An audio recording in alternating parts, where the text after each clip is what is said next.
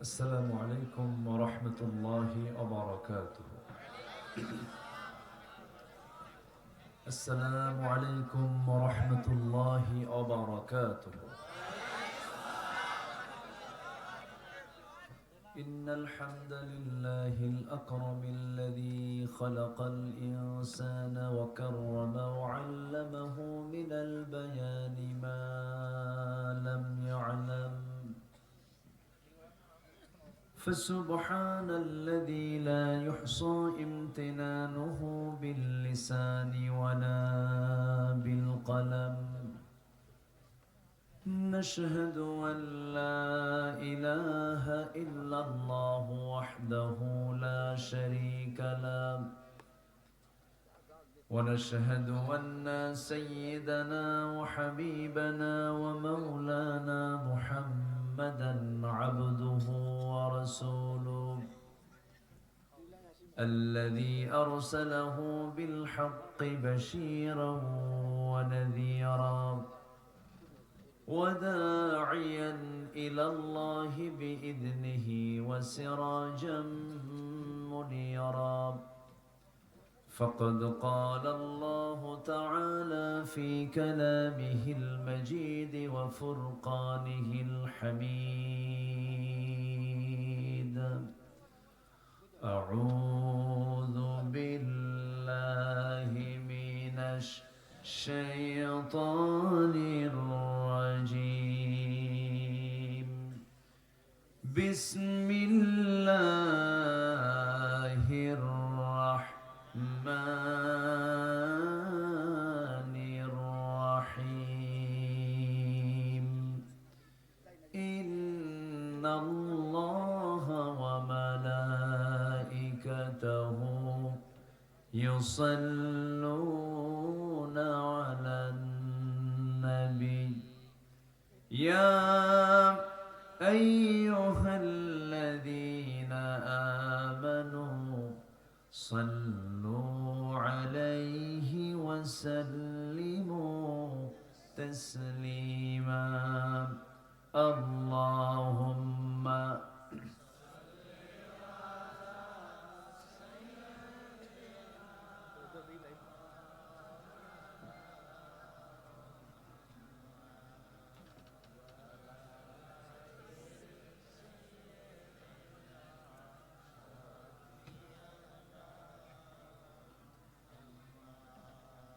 প্রাণের অধিক বেশি যার দাম, রহমতাল লিল আলামিন। জানো কি তোমরা তাহার নাম, রহমতাল লিল আলামিন। অসহায়ের বুকে যে জন গোপনে করে সওয়ার, দুরুদ পড়ে সুবহে ও শাম, রহমতাল লিল আলামিন।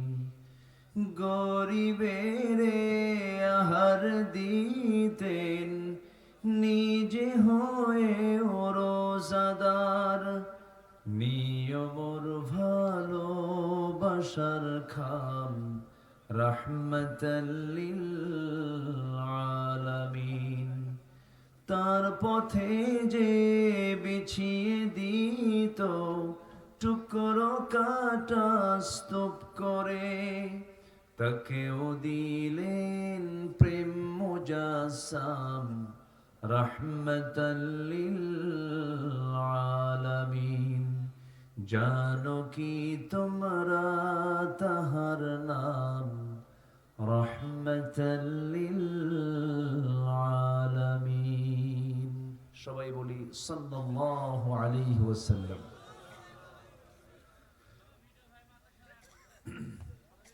উত্তরবঙ্গের গেটওয়ে বগুড়ার গাবতলী উপজেলার দাঁড়াইল বাজার এতিমখানা লিল্লা বোর্ডিং এর উন্নয়ন কল্প আয়োজিত 15তম তফসির মাহফিল 2025 মহত আয়োজনের সম্মানিত সুযোগ্য সভাপতি ডক্টর খন্দকার আলমগীর হোসেন, প্রধান অতিথি বিশিষ্ট রাজনীতিবিদ জনাব মোর্শেদ মিল্টন, প্রধান পৃষ্ঠপোষক জনাব সাইফুল ইসলাম, আজকের এই মহৎ আয়োজনের বরেণ্য অতিথিবৃন্দ, হযরত উলামায়ে কেরাম, বিশেষ করে এই মাহফিলের সার্বিক পৃষ্ঠপোষক আমার অত্যন্ত কাছের গ্রামের কৃতি সন্তান জনাব শাহীন ইসলাম, কথা বলেছেন নন্দিত আলেমে দ্বীন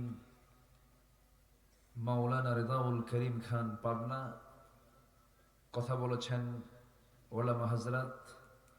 আমার ডান পাশে বসে আছেন আমার অত্যন্ত কাছের আমার শ্রদ্ধেয় ভাইজান বিশিষ্ট ব্যবসায়ী ওয়াহিদুল আলম সাহেব, সামনে উপস্থিত দূরে কাছের বিভিন্ন স্থান থেকে ছুটে আসা কালেমার ঝান্ডাবাহী, তাওহীদের পতাকাবাহী, দ্বীন ইসলামের নরসারদুল বীর মুজাহিদ, প্রাণ প্রিয় সম্মানিত দ্বীনী ভাইরা, আড়ালে বসে আছেন শ্রদ্ধেয়া সম্মানিতা মা বোনেরা। আলোচনার সূচনায় আনুষ্ঠানিকতার মধ্য দিয়ে আমার পক্ষ থেকে আবারও দিল খোলা সালাম, আসসালামু আলাইকুম ওয়া রাহমাতুল্লাহি ওয়া বারাকাতুহু। একটু হালকা করা যায় কি? ডিপ না করে একটু হালকা, একটু। সবাই কেমন আছেন বলুন? আমাকে প্রশ্ন করলেন, আল্লাহ তাআলা আমাকে আপনার মতোই রেখেছেন, বলি আলহামদুলিল্লাহ। বসেন। মাশাআল্লাহ, আল্লাহ আমারে তো কিছুই দেয় নাই। আল্লাহর মেহেরবানি, আল্লাহর দান তো শুধু গোশত দিয়ে ভরা। মাশাআল্লাহ, আমি আমার ওজন কোনোদিন বাড়ছে আমি টেরও পাইনি কোনোদিন।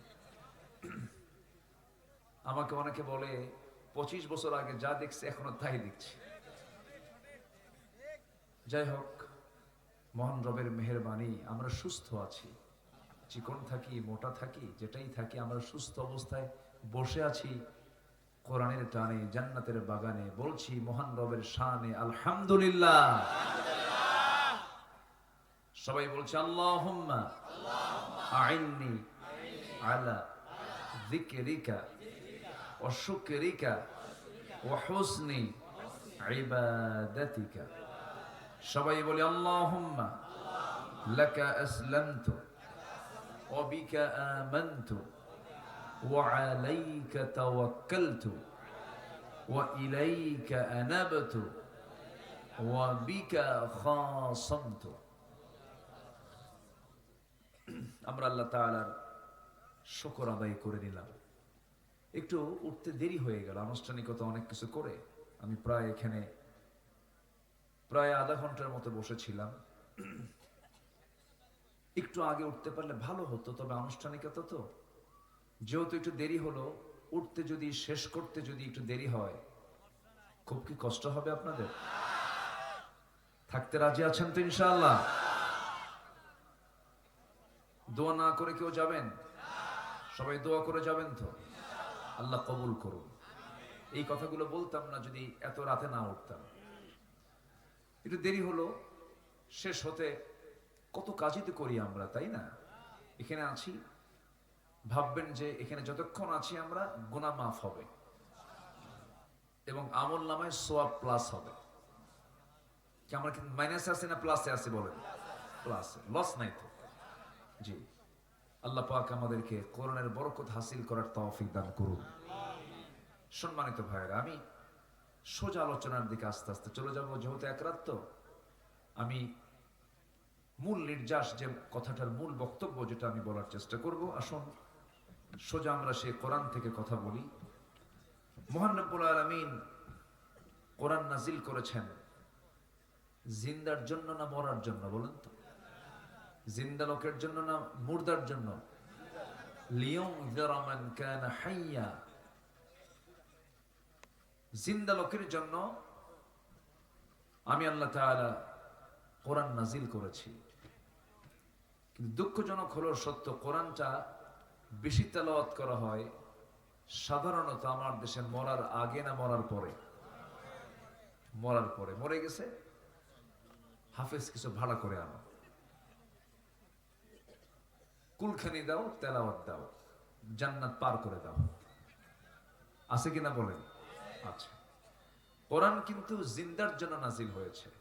আমরা কোরআনের ব্যবহারকে আমরা জিন্দা অবস্থায় রাখবো। জোরে বলি ইনশাআল্লাহ।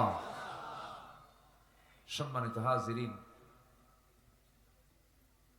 যে কালামে হাকিম আমরা পড়ি, এখানে কি পড়ে এত বারবার? পানি মনে হয় না বারবার পড়ছে এখানে? আল্লাহর রহমত। ঠিক আছে, রহমত তো অবশ্যই। একটু কষ্ট হচ্ছে। এই কোরআন সবার নিচে থাকবে না উপরে থাকবে বলেন তো? উপরে থাকবে। ধরুন এই কিতাবের উপরে যদি বঙ্কিমচন্দ্র, শরৎচন্দ্রের বই যদি কেউ রাখে, মানবেন? কেন কেন মানবেন না বলেন? অথবা যদি সাধারণ কোনো বইও থাকে, কোন বই কিন্তু আপনি কোরআনের উপরে রাখতে দিবেন না, বলবেন না এটা বেমানান হয়, এটা উচিত না। কোরআনটাকে নিচে না রেখে কোরআন সবার উপরে রাখতে হবে। এটা হলো কোরআনের সৌন্দর্য। আমরা এটাই জানি, তাই না? তো কোরআনের উপরে যেমন অন্য কোনো কিতাবকে আপনি রাখতে যেমন আপনি অপছন্দ করেন, সমাজে যে আইনগুলো আছে আজকে, এই সমাজের আইনগুলো কি কোরআনের না মানুষের? আজ থেকে কোরআনের না মানুষের? মানুষের। তাহলে কোরআন সমাজে উপরে আছে না নিচে আছে? হ্যাঁ, উপরে না নিচে আছে? নিচে আছে। তাহলে আমরা এই দৃশ্যমান কোরআনকে আমরা দেখতে চাই সকল কিতাবের উপরে, ঠিক কিনা? ঠিক তেমনি সমাজেও আমরা কোরআনকে দেখতে চাই সকল আইনের উপরে, ঠিক কিনা? তাহলে আমি মুসলিম। শোনেন, ফাঁক ফকর দিয়ে আপনি যতই বলেন, আল্লাহকে ফাঁকি দেওয়া যাবে ভাই? বলেন তো, ফাঁকি দেওয়া যাবে না। ইসলাম আংশিক মানার নাম নয়, ইসলামটাকে কমপ্লিট মানতে হবে। আপনি মশারি টাঙ্গাইছেন কি থেকে বাঁচার জন্য? আচ্ছা, মশা মানুষকে ভয় পায় না মানুষ মশাকে ভয় পায়?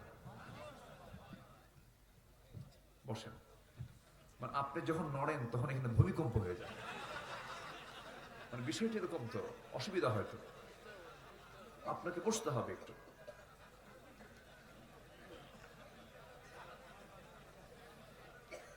একটু বসেন।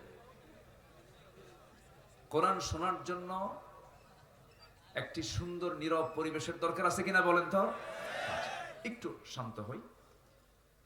তাহলে কি জন্য বলতেছিলাম ভুলে গেলাম তো। হ্যাঁ, মশা, হ্যাঁ এই তো হ্যাঁ। তো মশাকে আমরা ভয় পাই না মশা আমাকে ভয় পায়? এই কই জানে?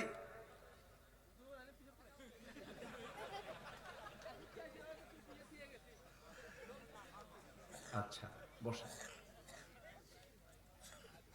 আচ্ছা, মশাকে আমরা ভয় পাই বলেই কিন্তু আমরা মশারি টাঙাই, ঠিক কিনা বলেন? আচ্ছা, মশারি টাঙ্গাতে নিয়ে যদি এক সাইড একটু খুলে রাখি, ফাঁকা করে রাখলাম, এটা কি পুরোপুরি টাঙানো হলো? তাহলে আপনি কি মশারির কোনো উপকারিতা পাবেন? উপকারিতা পেতে হলে শুধু টাঙালেই হবে না, ভিতরে তোষকের নিচ দিয়ে ঢুকা দিতে হবে, ও দিক দিয়ে ঢুকতে চায়, ঠিক কিনা বলেন?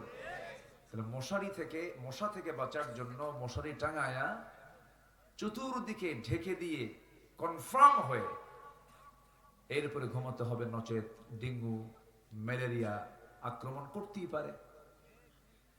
ঠিক তেমনি ইসলামকে যদি আপনি পরিপূর্ণরূপে না মানেন, কোথাও যদি ফাঁকা রাখেন, ওই দিক দিয়ে শয়তান ঢুকতেই পারে, ঠিক কিনা বলেন? এই জন্য আমাদেরকে ইসলাম মানতে হবে এক আনা না 16 আনা? 16 আনা। মশা শব্দটা যখন চলে আসলো বলে ফেলি। আল্লাহ তাআলা মশার কথা কিন্তু কোরআনে বলেছেন, বলেন নাই? বাউদাতান, মশার কথা বলেছেন। কাফেররা বলল, মাযা আরাদাল্লাহু বিহাযা মাসালা, তোমার আল্লাহর কাজ নাই কাম নাই, মশার কথা কোরআনে বলা লাগে? ফুল ধরে বসলো। সম্মানিত ভাইয়েরা, মশা যদিও আমরা ভাবছি যে ছোট্ট একটা প্রাণী, কিন্তু মশা ছোটখাটো শুধু প্রাণী নয়, এর মধ্যে অনেক তথ্য বিজ্ঞান খুঁজে পেয়েছে। সুবহানাল্লাহ বলেন। আল্লাহ রাব্বুল আলামিন বলেন, ইন্নাল্লাহা লা ইস্তাহি আন ইয়াদরিবা মাসালান মা বাউদাতান ফামা ফাওকাহা فأما الذين آمنوا فيعلمون أنه الحق من ربهم وأما الذين كفروا فيقولون ماذا أراد الله بهذا مثلا يضل به كثيرا ويهدي به كثيرا وما يضل به إلا الفاسقين جربنا الله أكبر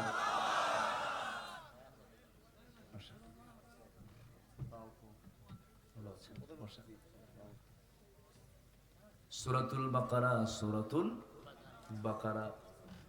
আল্লাহ রাব্বুল আলামিন মশা তদপেক্ষা যে কোনো উদাহরণ দিতে নিয়ে আল্লাহ লজ্জাবোধ করেন না। আল্লাহ রাব্বুল আলামিন মশার উদাহরণ কেন দিলেন? যারা ঈমানদার তাদের জন্য এখানে শিক্ষা আছে। আর কাফেররা বলল, তোমার আল্লাহর কাজ নাই কাম নাই, কোরআনের মতো কিতাবের ভিতরে মশার উদাহরণ দেওয়ার কি দরকার আছে? আমার বন্ধুগণ, এই মশাকে যদি আমরা ছোট চোখে দেখছি, এই মশার কামড় খেয়ে পৃথিবীতে কুখ্যাত একজন কাফের বিদায় নিয়েছে। তার নাম কি বলুন? কে বলুন? কে কে? নমরুদ। মশা যখন চতুর্দিকে, আপনি কোথাও কোনো আপনি মশা দেখছেন না, নেটিং করা ঘরটা চতুর্দিক থেকে মানে মশা মুক্ত একটা ঘর, নেট করা ঘর, শুয়ে পড়েছেন, কিন্তু হঠাৎ করে লাইট বন্ধ করার 10 মিনিটের ভিতরে আপনার নাকের ডগায় কানের কাছে এসে সারেগামা পাদানিসা, ও আপনাকে চিনলো কেমনে? এত ছোট্ট প্রাণী আপনাকে খুঁজে বের করলো, কিন্তু আপনি ওকে খুঁজে বের করতে পারলেন, আবিষ্কার করতে পারলেন না। বিজ্ঞান বলছে 75 ফুট দূর থেকে টের পায় যেখানে কোন মানব অস্তিত্ব আছে। সুবহানাল্লাহ বলবেন না? আচ্ছা, এরপরে নাকের কাছে কানের ডগায় এসে যে আওয়াজটা করে, এটা কিন্তু ওর ভোকাল সাউন্ড নয়, এটা হচ্ছে তার দুই পাখা, সে ঝাপটান মারে, এটার আওয়াজ, গুনগুন গুনগুন আওয়াজ। সায়েন্স বলছে প্রতি সেকেন্ডে মশা তার পাখাকে 400 থেকে 500 বার ঝাপটান মারে প্রতি সেকেন্ডে। আজ পর্যন্ত কোন মেশিন মশার দেহে আল্লাহ পাক মেশিন লাগিয়ে দিয়েছেন, এমন উন্নত কোন মেশিন আজকে পৃথিবীতে কেউ আবিষ্কার করতে পারেনি। সুবহানাল্লাহ বলা যাবে না ভাই? তাহলে আল্লাহ যে উদাহরণটা দিলেন কত আগে, আজকে বিজ্ঞান এগুলোকে নিয়ে গবেষণা করছে। মশার চোখ সাধারণ কোন চোখ নয়, এটা একটা অত্যন্ত জটিল গঠনের কম্পাউন্ড আই, যেখানে শতাধিক ক্ষুদ্র লেন্স একসঙ্গে কাজ করে, এই জন্য সে চতুর্দিকে একসঙ্গে দেখতে পারে। আজকের আধুনিক বিজ্ঞান ঠিক একই টেকনোলজি ব্যবহার করেছে, ডিফেন্স ড্রোন, এরপরে সেলফ ড্রাইভিং কার, রোবোটিক ভিশন সিস্টেমে এগুলো তৈরি করেছে। প্রকৃতির এক বিশাল, প্রকৃতির এক ক্ষুদ্র সৃষ্টির মাঝে বিশাল একটি আবিষ্কার খুঁজে পেয়েছে আজকের এই আধুনিক প্রযুক্তি। অথচ এটাকে 1500 বছর আগে অত্যন্ত সুন্দর করে কোরআনে প্রেজেন্ট করেছেন যিনি, তিনি কে? আসতে বলেন, তিনি কে? এখানে শেষ নয়, সিরিঞ্জ ইউজ করা হয় ভেইনে দেওয়ার জন্য সিরিঞ্জ, সূচ, মসকিউটো ইন্সপায়ার্ড সিরিঞ্জ একটা আবিষ্কার হয়েছে এই মশার দেহকে গবেষণা করে। মশা যে কামড়ায়, যে সুর দিয়ে কামড়ায়, এটার মধ্যে 6টা অংশ আছে। প্রথম 2টা অংশ দিয়ে আপনার চামড়াটাকে ফেড়ে ফেলে, অপারেশন। তো ভাবতেছেন মশা কামড় কি এত সহজ সস্তা জিনিস? অপারেশন করে। 3rd অংশ দিয়ে ব্লাড ভেসেল খুঁজে বের করে। 4র্থ অংশ, 5ম অংশ, এই 2টা দিয়ে সে কি করে, যখন আপনার রক্তটা ওর খাওয়ার প্রয়োজন তার আগে সে আগে একটা কেমিক্যাল নিঃসরণ করে, চতুর্দিকে কেমিক্যাল দেয়, অ্যানেস্থেসিয়া করে, অচেতন করে। অচেতন করার পর 6ষ্ঠতম সুরের অংশ দিয়ে আস্তে করে ব্লাডটা সে তার পেটের মধ্যে তুলে নিয়ে আসতে চেষ্টা চালায়। ইতিমধ্যে আপনি তো অজ্ঞান, অ্যানেস্থেসিয়া, আমরা তো অজ্ঞান হয়ে আছেন, আমরা টের পাবেন না তো। ও আস্তে, তাছাড়া যদি টের পায় তখনই তো, টের পাইলেই ওর তো সিকিউরিটি দরকার। আল্লাহ পাক ওর সিকিউরিটির জন্য এতগুলো ব্যবস্থা রেখেছেন ছোট্ট সুরের ভিতরে। সুবহানাল্লাহ বলা যাবে না? এই শুধু তার সুরের এই সামনের অংশ দিয়ে এই পেইনলেস মাইক্রোনিডলস, মসকিউটো ইন্সপায়ার্ড সিরিঞ্জ তৈরি করেছে বিজ্ঞান। শুধু মশার উদাহরণ দিয়েছেন আজ থেকে 1500 বছর আগে। তিনি কে? আসতে বলবেন না, তিনি কে? আল্লাহ তাআলা। সে আল্লাহর কালাম কোরআন যা বলে দিয়েছে, মানলে আমার আপনার জন্য কল্যাণ, না মানলে আমার জন্য শুধু লস না মহালস? শুধু লস না মহালস? মহালস। 3টে কাজে কোনো লস নাই। একটু মনোযোগ দিয়ে কথাগুলো শুনবেন, আমার দিকে তাকাবেন। আমাকে শেষ পর্যন্ত সময় দিচ্ছেন তো নাকি?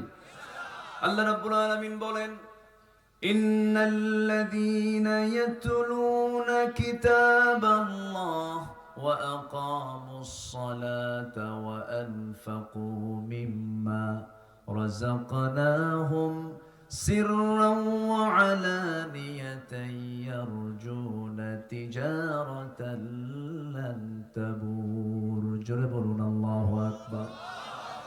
আল্লাহ রাব্বুল আলামিন বলেন, যে সমস্ত বান্দারা 3টা কাজ করবে সেই কাজের মধ্যে কোনো লস নাই। নাম্বার 1 হলো আল্লাহর কালাম যারা সুন্দর করে তেলাওয়াত করবে। নাম্বার 2 হলো নামাজ কায়েমের সংগ্রাম করবে। নাম্বার 3 হলো যারা গোপনে প্রকাশ্যে আল্লাহর পথে যারা দান করবে।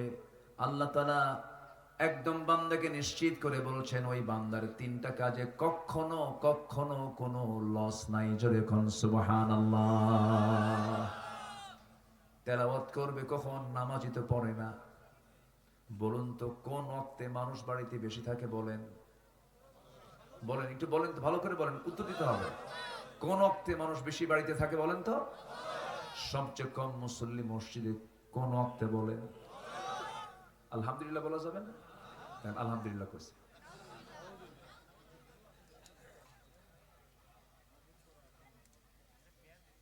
পাঁচ ওয়াক্ত নামাজ, প্রত্যেক ওয়াক্ত নামাজই মূল্যবান। ফরজ, ফরজ মানে হলো ইমার্জেন্সি, যার কোনো মাফ নাই। আল্লাহর পক্ষ থেকে জরুরি ঘোষণা হলো 5 ওয়াক্ত নামাজ। এর মধ্যে সবচেয়ে ফজিলতপূর্ণ নামাজ হলো ফজরের নামাজ। 65টা এক্সট্রা করে ফজিলত আছে ফজরের নামাজের।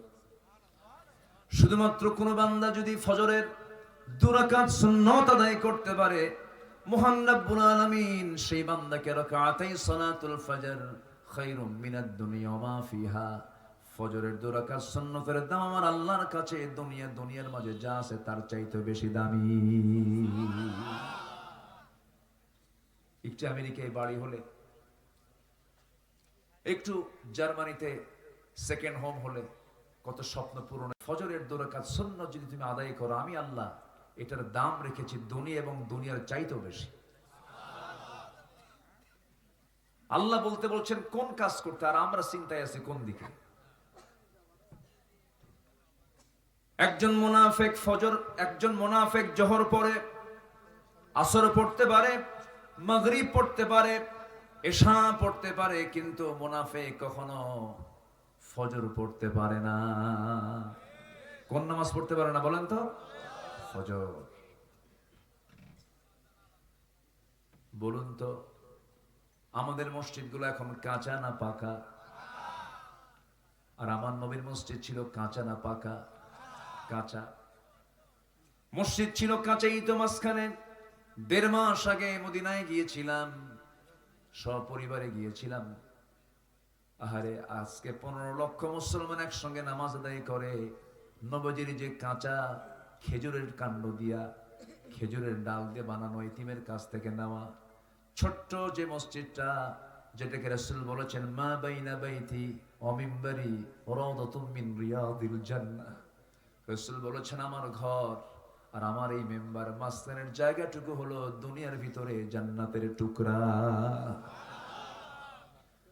আমার নবীজি সেই কাঁচা মসজিদে খেজুরের কাণ্ড দিয়ে বানানো মসজিদে নামাজ পড়েছেন। কপালগুলো বালু দিয়ে মেখে গেছে আমার বন্ধুগণ, কিন্তু নামাজের মধ্যে যে স্বাদ পেয়েছেন, যে জীবন্ত মজা পেয়েছেন, সেই নামাজের স্বাদ আজকে নাই। বেলাল খালি মুখে আযান দিয়েছেন, আরশ আসীম পর্যন্ত পৌঁছে গেছে, কিন্তু আজকে মাইকে মাইকে মিনারে মিনারে আযান হয়, সেই প্রাণ কিন্তু নাই।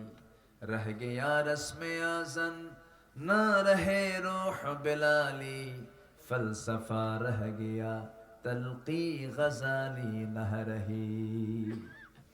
আমার বন্ধুগণ, একই গ্রামে আগে একটা মসজিদ ছিল, এখন এক একটা গ্রামের এই পাশে একটা, ওই পাশে একটা, মাঝখানে একটা, কত মসজিদ। মসজিদের কোনো সংখ্যা শেষ নাই। সব পাকা মসজিদ এবং এসি মসজিদ, শীতাতপ নিয়ন্ত্রিত মসজিদ। কিন্তু দুঃখে বুকটা ফেটে যায়, নামাজের মধ্যে শ্রেষ্ঠ নামাজ ফজরে মুসল্লি নাই। আছে মুসল্লি? আছে আছে আছে। যদি প্রশ্ন করি আমার দেশে এখন মুসল্লি বেশি না মসজিদ বেশি, বলেন তো? মসজিদ বেশি। এত মসজিদ, মুসল্লি নাই। ফজরে মুসল্লির খবর নাই। ফজরে মাঝে মাঝে 3 জন মুসল্লি পাওয়া যায়, একজন ইমাম, আরেকজন মুয়াজ্জিন, আরেকজন খাদেম। এই 3টার চাকরি না থাকলে এই 3টাও থাকতো না। এই হলো মসজিদের দশা। রাসূল বলেছেন মুনাফিক চেনার একটা আলামত হলো মুনাফিক জোহর আসর মাগরিব এশা পড়তে পারে কিন্তু ফজর পড়তে পারে না। তাহলে বলেন তো আমরা কি ভালো অবস্থায় আছি? বলেন তো ভালো অবস্থায় আছি না? সবাই কি ফজর পড়তে রাজি আছেন? সবাই কি ফজর পড়তে রাজি আছেন? বুরিকালি উম্মতি ফি বুকুরিহা, আমার উম্মতের বরকতময় সময় হলো সকাল। সকল হালাল প্রাণীগুলো রাতে ঘুমায়। ছাগলটা খাওয়া যায় হালাল, সন্ধ্যায় ঘুমিয়ে পড়ে। মোরগটা সন্ধ্যায় ঘুমিয়ে পড়ে, সকালে উঠে আল্লাহর জিকির করে। কিন্তু কুকুর খাওয়াটা হারাম। কুকুর রাতে ঘুমায় না দিনে ঘুমায়? দিনে ঘুমায়, আর ক্লান্তি আর হাই ছাড়ে, রাতে জেগে থাকে। কিন্তু যেটা হালাল প্রাণী দেখবেন সেটা সন্ধ্যার দিকে শুয়ে পড়ে। সম্মানিত ভাইরা, আমাদের স্বভাব হতে হবে নবীর সুন্নাহ মতো, আমাদের ফজর যেন কখনো নষ্ট না হয়। রাজি আছেন তো ইনশাআল্লাহ? আমার আল্লাহ তাআলা 24 ঘন্টার মধ্যে একটা স্পেশাল টাইম আল্লাহ তাআলা একদম 7 আসমানের উপরে আরশে আজিম থেকে, আমার আল্লাহর অফিসটা দেখেন, সাব্বিহ ইসমা রাব্বিকাল আ'লা, সেখান থেকে তিনি প্রথম আকাশে আসেন। প্রথম আকাশ, এই যে ফিস সামাঈদ দুনিয়া, এই আকাশে আসেন। এর উপরে আছে আরো 6টা আকাশ। কার আকাশ? হ্যাঁ, আসতে কয়, কার আকাশ? এই বিশাল আকাশের নিচে ছোট্ট একটা ভূখণ্ডের ছোট্ট একটা এরিয়ার একটু ক্ষমতা পাইলে ভাবে আমি কি হনুরে? কিচ্ছু হও নাই তুমি, কিছুই হও নাই তুমি। আমি কে? আমি ক্ষুদ্র, অতি ক্ষুদ্র, অতি নগণ্য, সবেগে নির্গত এক ফোঁটা পানি থেকে সৃষ্ট একটা মাখলুক আমি। অহংকার আমার জন্য মানায় না। অহংকার করবা, মামু বাড়ি দিল্লি গিয়ে পড়বা। ঠিক কিনা? এটা অহংকার করা যাবে না। শেষ অপরাধ হলো, সাবেক প্রধানমন্ত্রীর শেষ অপরাধ ছিল হলো অহংকার। এবং পৃথিবীর প্রথম অপরাধ হলো শয়তান কর্তৃক অহংকার। অহংকার করা যাবে, বিনয়ী হব আমরা। জোরে বলি ইনশাআল্লাহ। অহংকারের যোগ্যতা কার? আসতে বলবেন না, কার? কত বড় বড় নেতা আজকে নাই, কেউ কে আছে? সেই এই এই ভূখণ্ড শাসন করেছে মুঘল আমলের মুঘল সম্রাটরা, জহিরুদ্দিন বাবর, হুমায়ুন আকবর, জাহাঙ্গীর। কে তাদের কবরে যায় এখন? শীত হয়ে পড়ে আছে, কেউ তাদেরকে ডাকে না। কিন্তু আমি আপনি যদি আল্লাহর গোলাম হতে পারি, আমার সম্মান সবার উপরে কে দিবেন? আসতে বলবেন না, কে দিবেন? কত রাজা, কত মহারাজা সব বিদায় হয়েছে, ফেরাউন চলে গেছে, আছে? কি করে নাই সে? 1600 বছর হায়াত পেয়েছিল, 1600 বছর। জ্বর কাকে বলে টের পায় নাই। কিন্তু অহংকার আর জুলুম, হত্যা, সন্ত্রাস নির্ভর রাজনীতি এক মুহূর্তের মধ্যে পানিতে চুবাইয়া মেরেছেন, 14 গোষ্ঠী খতম করে দিয়েছেন। সে আল্লাহ আছেন না নাই? আসতে বলবেন না, আছেন না নাই? অহংকার বান্দার জন্য মানায় না। আমরা ছোট্ট মাখলুক, আমরা কিচ্ছু না ভাই, এই আছি এই নাই, এই তো চলে যাব, কেউ কি থাকবো আমরা? তবে এই গাবতলীর একজন সন্তান ছিলেন যিনি সংবিধানে বিসমিল্লাহ ঢুকিয়ে দিয়েছেন। তাকে সবাই ভালোবাসে, ভালো কাজকে ভালো বলতেই হবে, তাছাড়া সে মহাকৃপণ হয়ে যাবে। এই গাবতলীর একদম সিম্পল একটা মানুষ ছিলেন তিনি, কিন্তু ইতিহাসে তিনি অমর হয়ে আছেন। কেন জানেন? আল্লাহর প্রতি আস্থাকে উনি পরিপূর্ণরূপে বিশ্বাস করে নিয়েছিলেন। সে বিসমিল্লাহকে 16 বছর এরা কবর দিয়েছিল। আসতে কোন কেন? আল্লাহ ওদের কবর রচনা করে দিয়েছে। যা, রাগ করতেছেন নাকি আপনারা কথাগুলো? কোথায় থাকেন? একজন কইছে জি, জোরে বলি ইনশাআল্লাহ। আল্লামা সাঈদ রাহিমাহুল্লাহ 25 বছর আগে বলেছিলেন, গাছের গোড়ায় নাড়া দেব, মামু বাড়ি দিল্লি গিয়ে পড়বা। এই লোকটাকে আমি আল্লাহওয়ালা মনে করি। আপনারা কি মনে করেন? আল্লাহর ওলি ছিলেন তো নাকি? মনে হয়, মনে হয়। শেষ পর্যন্ত তাকে কেমনে টেকনিক করে হত্যা করা হলো।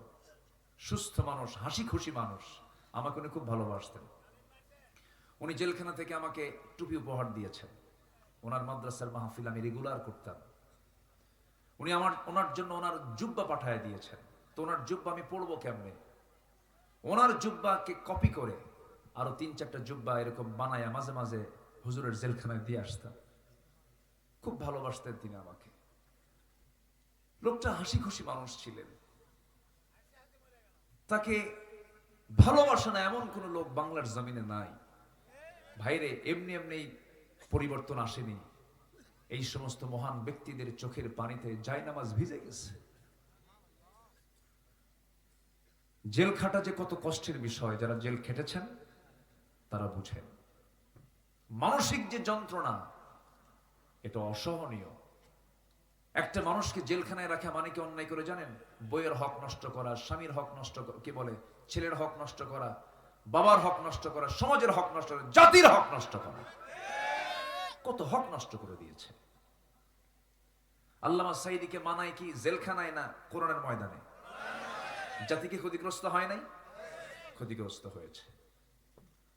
আমাকে 2018 সালে, আমি আব্দুল্লাহ আমিন, আমাকে 2018 সালে নির্বাচনের আগ দিয়ে গ্রেফতার করলো। থানায় এনে ওসি মহোদয় আমার দিকে তাকায় আছে। একবার তাকায় মাথা নিচু করছে, আর তাকায় না, রুকুর হালতে আছে। বললাম, ভাই কি ব্যাপারটা কি, আমাকে ধরলেন কেন? হুজুর উপায় নাই, হুজুর বেয়াদবি হলে মাফ চাই।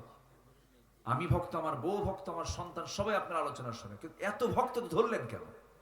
এটা কেমন ভক্ত? আপনি তো শক্ত দেখতেছি। তো বললাম, আমারে ধরছেন কেন তাও তো জানি না। হুজুর সামনে নির্বাচন, উপর থেকে নির্দেশ আসছে, চাকরি বাঁচান তো ফরজ হুজুর, কি করে খাবো? বললাম, চাকরি বাঁচান ফরজ, ইমান বাঁচান নফল। চালান দিয়ে দিল, হাতে হ্যান্ডকাফ লাগালো। কিচ্ছু করি নাই। রাষ্ট্রের কোন কাজেও তো আমরা ছিলাম না।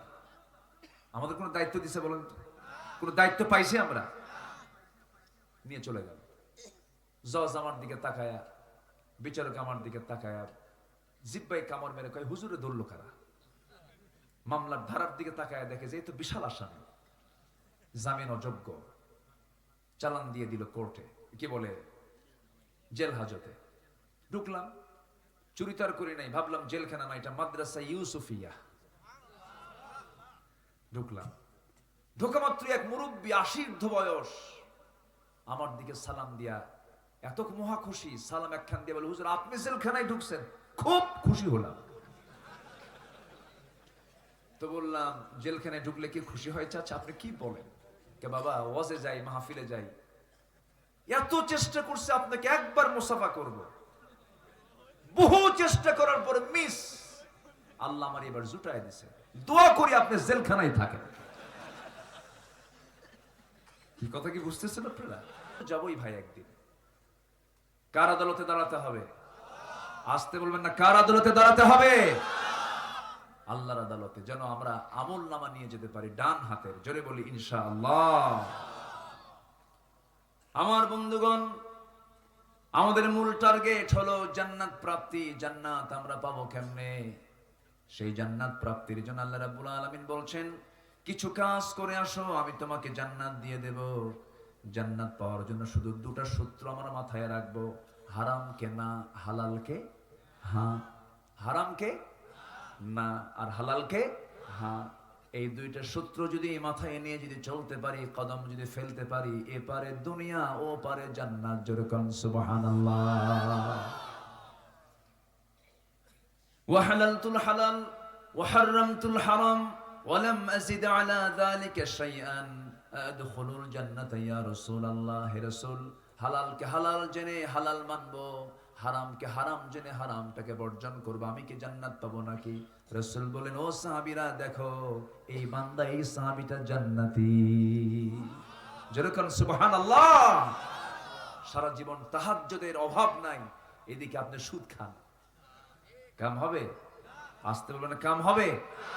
এইদিকে হজের শেষ নাই, 13 হজ করছে জীবনে। রাসূল জীবনে হজ করছেন একবার। কয়বার? রাসূল জীবনে হজ করেছেন কয়বার?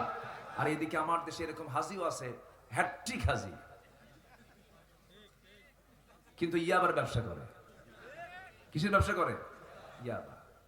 ওই জেলখানায় থাকতে একজন আমার ভক্ত আলোচনার সময় বললেন, ভাই আপনার মামলা কি? হুজুর ওই যে ছোট ছোট বিসি তা না, ইয়াবার কারবার করে। তো বললাম, আপনি? হুজুর আমি তো এটা ব্যবসা করি। হুজুর আমি খাই না তো, আমি খাওয়াই। কি বুঝতেছেন কি আপনারা? এই হলো চিন্তা মানুষের। আমরা হারামকে মাইনাস করব, জোরে বলি ইনশাআল্লাহ। হালালকে ধরবো, জোরে বলি ইনশাআল্লাহ।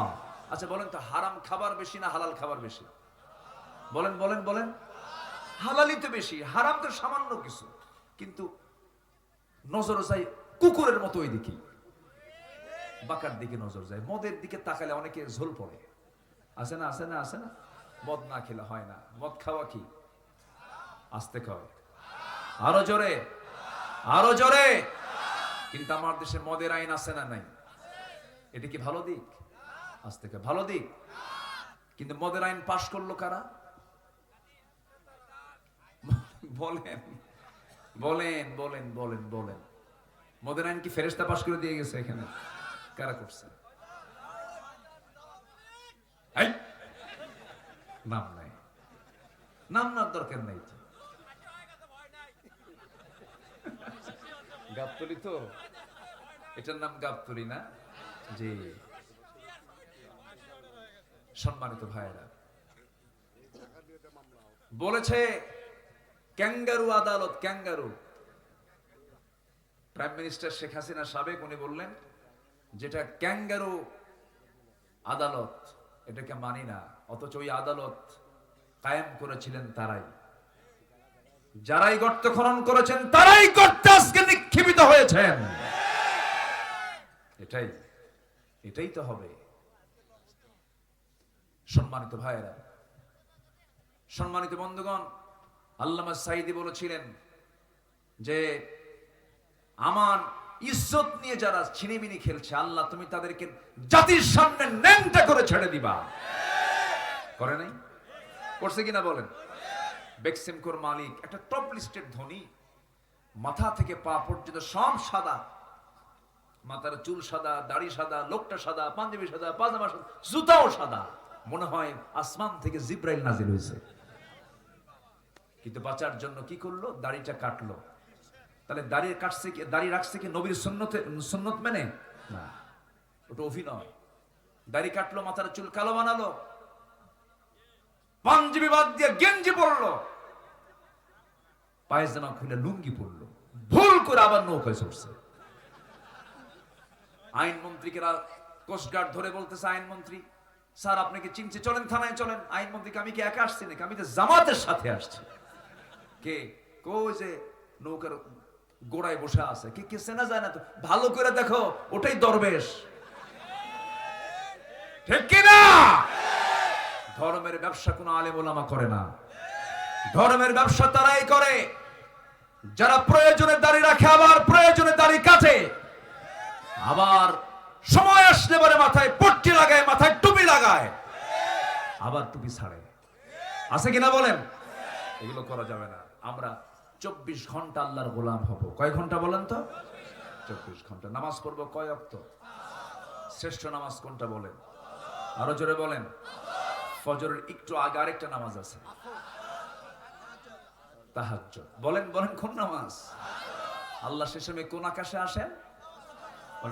কোন আকাশ? এই যে আকাশ দেখা যায়, এরপর আরো আকাশ আছে না নাই? আচ্ছা, ওই আকাশগুলো আরো ছোট না আরো বড়? আরো বড়। ফিস সামাইদ দুনিয়া, দুনিয়ার আকাশে এসে বলেন, আলা মিন মুস্তাগফিরিন ফাগফির লাহ, কোন ক্ষমা প্রার্থী আছো আমার কাছে ক্ষমা চাবে, আমি তাকে ক্ষমা করে দেব। আল্লাহর দয়া বেশি না আমার দয়া বেশি? আল্লাহ আমাকে বেশি ভালোবাসেন না আমি আল্লাহকে বেশি ভালোবাসি? আল্লাহ আমাকে বেশি ভালোবাসেন। আল্লাহ আমাকে দিল থেকে মহব্বত করেন। আল্লাহ যদি আমাকে না ভালোবাসতেন, নামাজ পড়ি না, রাগ করলে পরে তো আমার মৌতটা হয়ে যেত। আল্লাহ আমার প্রতি কত দয়ালু। মদখোর মদ খায়, আল্লাহ তার সেখানে নাকের কাছে অক্সিজেন পৌঁছায় দেন। নারী নিয়ে, নিজের বউ না নিয়ে নারী নিয়ে রাতের বেলা জেনার কাজে লিপ্ত হয়, আল্লাহ সেখানে অক্সিজেন সরবরাহ করেন। আল্লাহ কত ধৈর্যের পাহাড়, ধৈর্যের পিরামিড, আল্লাহ মাফ করে দেন। আল্লাহ পাক প্রথম আকাশে এসে বলেন, ও বান্দা কে আছো আমার কাছে মাফ চাবে? যে বান্দা আল্লাহর দিকে 1 হাত আগান, আল্লাহ তার দিকে 10 হাত আগান। যে বান্দা আল্লাহর দিকে হেঁটে যায়, আল্লাহ সেই বান্দার দিকে দৌড়ায় দৌড়ায় যায়। আমার বন্ধুগণ, আমার আল্লাহ সে কত উপরে। এই আসমান থেকে পরের আসমান আরো বড়, সেই আসমান থেকে আরেক আসমান আরো বড়। 7টা আকাশের উপরে আল্লাহ তাআলার অফিস আরশ আজিম, সাব্বিহিসমা রাব্বিকাল আলা। এত দূরত্ব, ডিসটেন্স, এত লম্বা ডিসটেন্স অতিক্রম করে তিনি দুনিয়ার আকাশে চলে আসেন। আল্লাহ আমাকে শুধু মাফ করবেন, এই চিন্তা মাথায়, এই চিন্তা লালন করে আল্লাহ রাব্বুল আলামিন আসমান থেকে আর শাজিম থেকে প্রথম আকাশ পর্যন্ত চলে আসেন। আমার বন্ধুগণ, যদি আমরা এই আকাশকে যদিও দেখতে পাই, কিন্তু আকাশ আজ পর্যন্ত কেউ ছুঁতে পারে নাই, কেউ টাচ করতে পারে নাই, সম্ভব নয়। কারণ এত দূর দিগন্ত বান্দার ব্রেনে খেলবে না। মানুষ শুধু চাঁদে গেছে। কোথায় গেছে বলেন? চাঁদে গেছে। চাঁদ গেল, মঙ্গল গ্রহ দেখলো। বান্দা যদি মনে করে চাঁদ দেখলাম, মঙ্গল গ্রহ দেখলাম, সূর্য দেখবো, সূর্য দেখার ক্ষমতা নাই। সূর্যের ইন্টারনাল যে তাপমাত্রা 15 লক্ষ মিলিয়ন ডিগ্রি সেলসিয়াস তাপমাত্রা, এত বড় তাপমাত্রার কাছে তো মানুষ তো যাওয়ার কোনো ক্ষমতাই রাখে না। সূর্য সম্ভব। কিন্তু মানুষ যদি বলে না, চাঁদ দেখলাম, মঙ্গল গ্রহ দেখলাম, তারকার দেশে যাব, পৃথিবীর সবচেয়ে নিকটবর্তী তারকার নাম হলো প্রক্সিমা সেন্ট্রাই। প্রক্সিমা সেন্ট্রাই যদি কেউ যেতে চায়, এই জাগতিক জীবন থেকে কোনো নরমাল কোনো কপ্টার বিমান দিয়ে সম্ভব নয়, যানবাহন দিয়ে সম্ভব নয়, নভোযান লাগবে। অ্যাপোলো 11 পৃথিবীর সবচেয়ে লেটেস্ট আবিষ্কার, নভোযান অ্যাপোলো 11, যার ঘন্টার গতি হলো 39,000 কিলোমিটার। 39,000 কিলোমিটার বেগে যদি পার আওয়ার রওনা দিয়ে দেয়, এই দুনিয়া নামক জায়গা থেকে পৃথিবীর সবচেয়ে নিকটবর্তী তারকার দেশে তারা যেতে সময় লাগবে 1,15,000 বছর মাত্র। যাবেন কারা কারা? হাত তোলেন। সম্ভব? সম্ভব? যেতে পারবেন? বাঁচবেন কয়দিন? যাবেন কোন দিন? আল্লাহ বলছেন, বান্দা আমার আরশ আজিমের ছায়ায় আমি তোকে জায়গা করে দেব। যেরকম সুবহানাল্লাহ। যদি তোর দিলটা মসজিদের সঙ্গে লটকানো থাকে, আজান হওয়ার সঙ্গে সঙ্গে ফজরে গিয়ে হাজির হয়ে যাবি, আমি তোকে আরশ আজিমের জায়গায়, ছায়ায় তোকে জায়গা করে দেব। এটা কি ছোটখাটো অফার না অনেক বড় অফার? জোরে বলেন সুবহানাল্লাহ। ঠিক ওই তাহাজ্জুদের সময় শয়তান করে কি, আল্লাহ আসেন প্রথম আকাশে, আর শয়তান বান্দার শিরায় শিরায় ঢুকে যায়, বান্দার শিওরে বসে যায়। শয়তান মনে হয় গাবতলী চেনে না। নড়াচড়া করেন কেন, শেষ করে দেব নাকি? শয়তান কি গাবতলী চেনে? চেনে চেনে চেনে হ্যাঁ, শয়তান জান্নাতও চেনে। চিন্তা করা যায়, আমি মাঝে মাঝে চিন্তা করি, আল্লাহ তুমি শয়তানকে খুব পাওয়ার দিছো, কিন্তু শয়তানের যত পাওয়ার হোক না কেন, শয়তানের যত কৌশল সব মজবুত না দুর্বল? দুর্বল। শয়তানের কৌশল কখনো মজবুত হতে পারে না। ইন্না কাইদাশ শাইতান কানা দাঈফা, ঠিক কিনা বলেন? শয়তানের কৌশল কখনো মজবুত নয়। শয়তান জান্নাতে গিয়ে আদম হাওয়াকে, আমার আব্বা আম্মাকে ফাওয়াসওয়াসা লাহুমা ওয়াসওয়াসা দিয়েছে, ফাযাল্লাহুমা পদস্খলন ঘটিয়েছে। শয়তান কিন্তু নিয়মিত গাবতলীতে আসা যাওয়া করে। কখন? যখন দেখবেন যে ফজর আপনি ওঠেন নাই, শয়তান মাশাআল্লাহ সফর দিয়ে গেছে। কি আমার কথা কি বুঝতেছেন আপনারা?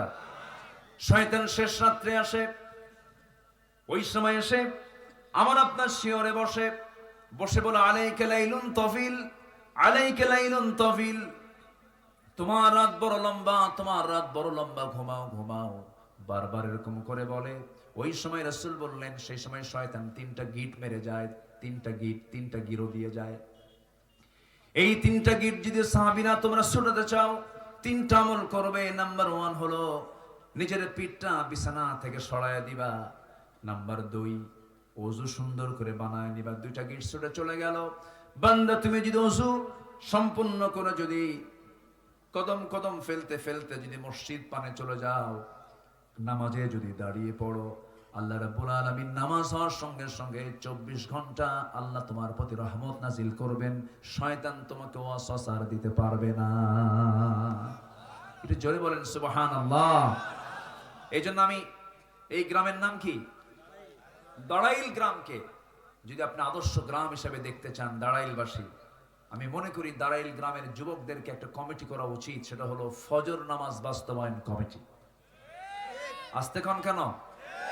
ফজর নামাজ বাস্তবায়ন কমিটি যদি তৈরি হয়, এক ঝাঁক তরুণ যুবক যদি ইচ্ছা করে, যেই গ্রামে যত প্রাপ্তবয়স্ক পুরুষ মানুষ আছে সবাইকে আমরা প্রজ্ঞার সাথে দাওয়াতি কাজ করব। যেদিন দেখবেন দাঁড়াইল গ্রামের মসজিদে জুমার চাইতে ফজরের মুসল্লি বেশি হয়ে গেছে, আল্লাহর কসম করে বলি, দাঁড়াইল গ্রামে কোনো মাদক, নেশা, বেনামাজি, চোর, বদমাইশ একটাও খুঁজে পাওয়া যাবে না। একমাত্র নামাজ পড়ে মানুষকে ভালো করতে। সবাই কি নামাজ পড়তে রাজি আছেন? সবাই কি নামাজ পড়তে রাজি আছেন? কয় ওয়াক্ত নামাজ? আরো জোরে বলেন, কয় ওয়াক্ত নামাজ? কারা কারা একটু হাত তুলে দেখান দেখি। জোরে বলি, ইয়া আল্লাহ আমাদেরকে 5 ওয়াক্ত সালাত আদায় করার তৌফিক তুমি আল্লাহ দিয়া দাও। জোরে বলি আমিন। আরো জোরে আমিন। হাত নামান। ওই 2জন লোক গেল কেন? এই যে এই যে এই যে বসা, বললেন কি আর করলেন কি? আসলে এত রাতে বক্তাকে উঠায়া দেওয়া মানে কি জানেন? পাগলির সাথে ঘর সংসার করা। একটু বসেন, একটু বসেন, আর একটু সময়।